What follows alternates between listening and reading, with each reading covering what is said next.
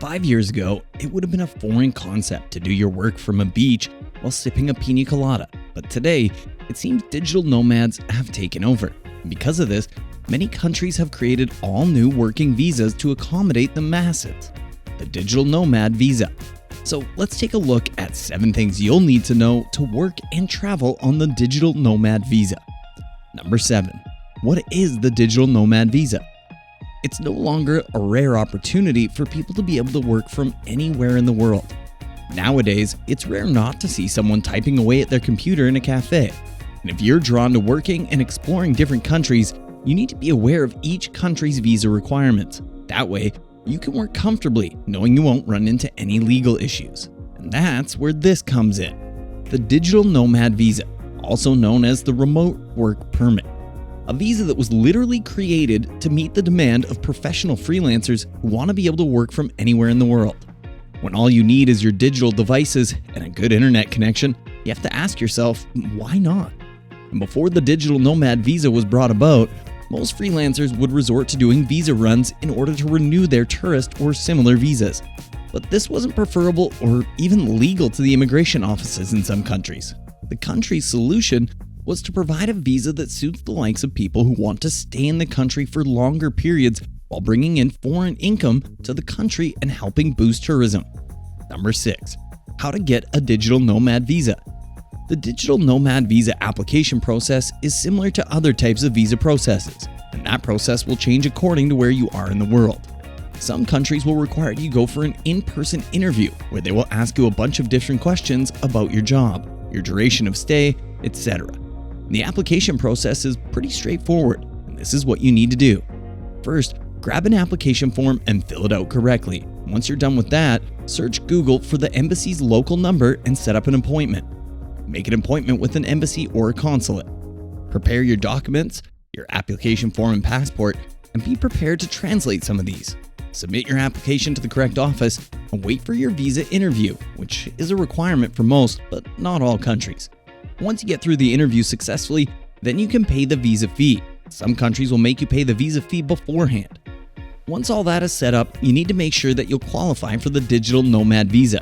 It's going to be similar but also slightly different for every country. Most countries will require for you to be over the age of 18, to have a specific minimum monthly income, your valid passport, and your applicant visa history.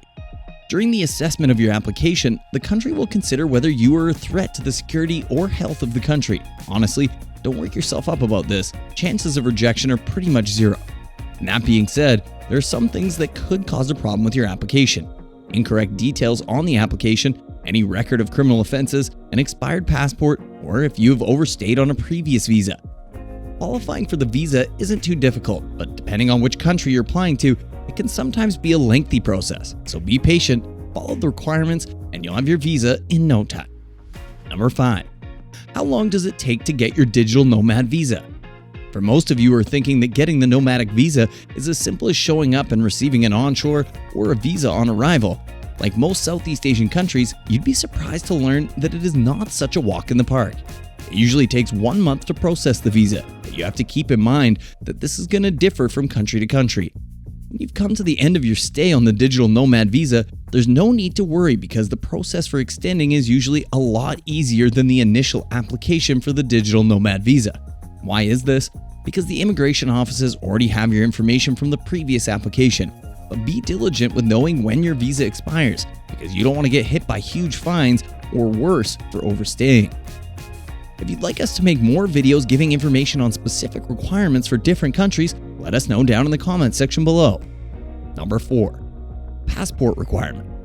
Just like every international trip you plan, you need to stay on top of how long your passport is valid for. In order to qualify for the digital nomad visa, you need to ensure that your passport is still valid for at least 6 months. If you've got that, great. Step 2 is that you need to make sure you have enough pages in your passport, and each country has a different requirement of how many open pages you need, so check ahead of time. And since the pandemic, many countries are finally opening up for travel, like Japan, which has been closed to tourists up until October 2022. The requirements are always changing because of the different scenarios constantly happening in each country. Relationships between countries impact the availability of certain visas. so always do your research and stay up to date with the country's visa requirements. Number 3. Not all digital nomad visas are created equally. Many countries have come out with all new digital nomad visas, but every country has different lengths of stays and requirements, so make sure you are aware of the length of stay of your visa in each country. The Portuguese digital nomad visa, also known as the visa, allows digital nomads to live in Portugal for at least 2 years and can be extended for another 3, giving you a total of 5 years stay permit. Greece, however, has a 1-year validity on their nomadic visa, and it can be extended for another year. This will give you a total of 2 years in Greece, and which is significantly less time than Portugal. Let us know in the comments down below which country you'd love to work in. Number 2. The best digital nomad visas around the world. Over 40 countries now offer the digital nomad visa, and many of them have improved their infrastructure to best suit the young professionals. So there's a lot of competition to draw on this new economic wave. Here are a few countries with the best digital nomad visas on offer. Costa Rica is the best country to visit on a nomadic visa if you're looking for a tax break. Malta has the best and upcoming nomadic conditions. The best European country for affordable living is Greece. Portugal offers the best for digital nomads who earn a lower income because their visa requires a minimum income of $717.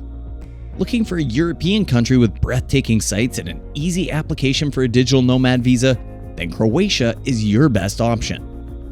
Number 1. Cost and minimum income. When applying for the digital nomad visa, you'll need to be able to prove that you're working remotely and not looking for a job in the country. So countries require digital nomads to have a minimum income, which varies from country to country. That being said, there are a few countries that actually don't have a minimum income requirement in order to qualify for the nomadic visa. The breathtaking island of St. Lucia happens to be one of these countries that don't require a minimum income. So, what are we waiting for? Let's go. The cost of a digital nomad visa is not going to be as cheap as your visas on arrival for most countries, but it's not as expensive as the normal working visa, which you would need if you were earning an income from a company inside the country you are applying to. The digital nomad visa falls right in between the two extremes of visas. In this way, it attracts people who want to stay for long periods of time but don't want to or can't afford the working visas. Digital nomad visas can cost from $200 to $2,000, depending on which country you're applying to. However, the Caribbean islands of Barbados, Barbuda, and Antigua have the highest digital nomad visas fees in the world, with a staggering price of $3,000. If you enjoyed this video and you want to see more incredible essential trips for travel, go and press that subscribe button to always be on top of everything travel. Thanks for watching, and we'll see you in the next one.